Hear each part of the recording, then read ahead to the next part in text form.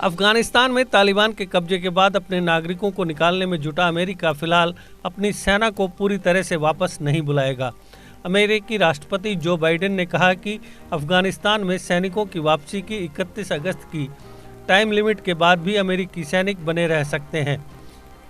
ABC news को दिए एक इंटरव्यू में जो बाइडेन ने बुधवार को कहा कि वे अफगानिस्तान में अमेरिकी सैनिकों को तब तक रखने के लिए प्रतिबद्ध है जब तक कि वहां से हर अमेरिकी को नहीं निकाल लिया जाता, भले ही उन्हें वापसी के लिए उनकी 31 अगस्त की टाइम लिमिट के बाद भी वहां सैन्य उपस्थिति बनाए रखनी हो। उन्होंने उन आलोचनाओं का भी जवाब दिया कि अमेरिका को नागरिकों को सुरक्षित बाहर निकालने और सैनिकों की वापसी के लिए और काम करना चाहिए था।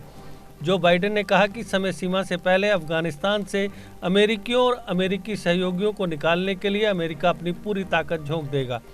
31 अगस्त के बाद अफगानिस्तान में अमेरिकियों को छोड़ने में तालिबान कैसे मदद करेगा, इस पर जो बाइडेन ने कहा कि 31 अगस्त के बाद भी अगर अमेरिकी नागरिक बचे वहां रहते हैं तो उन सभी को बाहर निकालने तक हमारी सेना वहां रहेगी।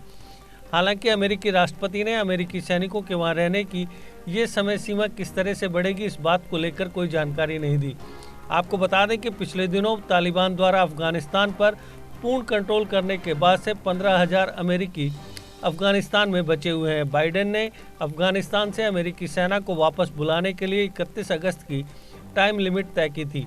यह पूछने जाने पर कि 31 अगस्त के बाद अफगानिस्तान से अमेरिकी नागरिकों को बाहर निकालने में प्रशासन कैसे मदद करेगा, इस पर राष्ट्रपति ने कहा, अगर कोई अमेरिकी नागरिक वहां रह जाता है तो हम तब तक वहां रुकेंगे जब तक कि उन्हें बाहर ना निकाल लें। रक्षा मंत्री लॉयड ऑस्टिन ने बुधवार को कहा कि अमेरिकी सेना के पास काबुल हवाई अड्डे को सुरक्षित करने और राजधानी में बाकी जगहों पर जोखिम परिस्थितियों में रह रहे अफगान नागरिकों को बाहर निकालने के अपने मौजूदा अभियान का विस्तार करने के लिए अफगानिस्तान में बल और हथियार नहीं है। तालिबान की जांच चौकियों पर देश से बाहर जाने वाले कुछ लोगों को रोके जाने की खबरों के बीच यह पूछे जाने पर कि 31 अगस्त से पहले जो लोग देश छोड़ना चाहते हैं क्या उन्हें बाहर निकाला जाएगा, इस पर ऑस्टिन ने कहा, मेरे पास अभी काबुल जाने और अभियानों का विस्तार करने की क्षमता नहीं है। उन्होंने बताया कि विदेश मंत्रालय लोगों को बाहर निकालने की प्रक्रिया तेज करने के लिए दूतावास संबंधी मामलों के और अधिकारियों को भेज रहा है। उन्होंने कहा कि उनका मुख्य ध्यान हवाई अड्डे पर है जो कई खतरों का सामना कर रहा है और उसकी निगरानी की जानी चाहिए। रक्षा मंत्री ने बताया कि लोगों को सुरक्षित बाहर निकालने के लिए तालिबान से बातचीत जारी है। उन्होंने कहा कि हवाई अड्डे पर करीब 4,500 अमेरिकी सैनिक हैं जो विदेश मंत्रालय के लोगों को सुरक्षित बाहर निकालने के अभियान के लिए सुरक्षा दे रहे हैं। अमेरिकी सेना के वरिष्ठ अधिकारी काबुल में जांच चौकियों और कर्फ्यू को लेकर तालिबानी कमांडरों से बात कर रहे हैं, जिनके कारण कई अमेरिकी और अफगान नागरिक हवाई अड्डे में प्रवेश नहीं कर पाए। पेंटागन के मुख्य प्रवक्ता जॉन किर्बी ने बताया कि 24 घंटों में 325 अमेरिकी नागरिकों समेत करीब 2,000 लोग अमेरिकी वायुसेना के C-17 विमानों की 18 उड़ानों से विदेश रवाना हो गए।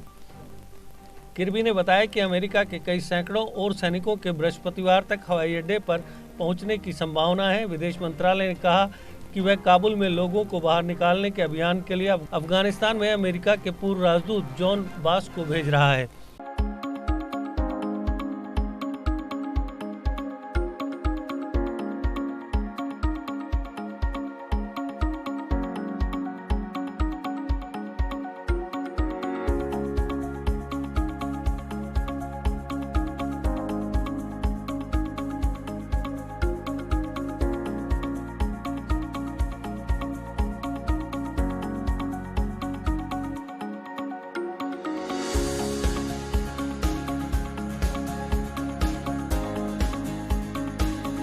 I hope once you visit this campus, your all queries regarding admission shall be fulfilled. Do visit us before seeking admission anywhere.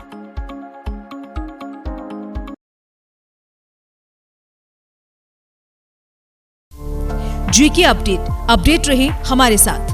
अगर आप ये वीडियो YouTube पर देख रहे हैं तो हमारे YouTube चैनल को सब्सक्राइब करें और बेल आइकन को क्लिक करें। अगर आप ये वीडियो Facebook पर देख रहे हैं तो हमारा Facebook पेज लाइक जरूर करें। For advertisement, please contact 705-109-1811.